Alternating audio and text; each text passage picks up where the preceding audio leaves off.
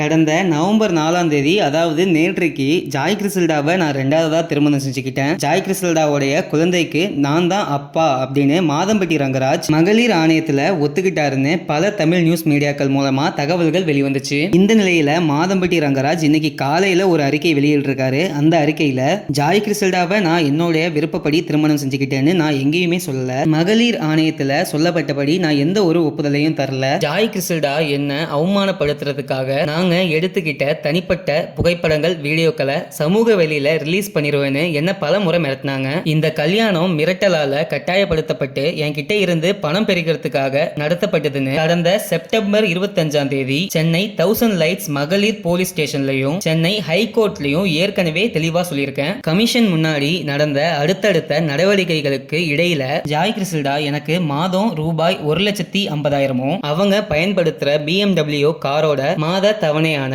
1.25 லட்சத்தையும் நான் செலுத்தணும்னு கோரிக்கை வச்சாங்க. அதை நான் மறுத்துட்டேன். நான் எப்பவுமே DNA பரிசோதனையை மறுத்ததில்ல. அந்த குழந்தை என்னுடையதுன்னு DNA டெஸ்டால நிரூபிக்கப்பட்டதுனால தான் அந்த குழந்தைய என் வாழ்நாள் முழுக்க நான் கவனிச்சுப்பேன்னு சொன்னேன். மற்றபடி மகளிர் ஆணையத்தோட பரிந்துரை உத்தரவுல சொல்லப்படுற மாதிரி நான் எந்த ஒரு வாக்குமூலமும் அளிக்கல அப்படின்னு மாதம்பட்டி ரங்கராஜ் இன்னைக்கு காலையில விட்ட அறிக்கையில தெரிவிச்சிருக்காரு.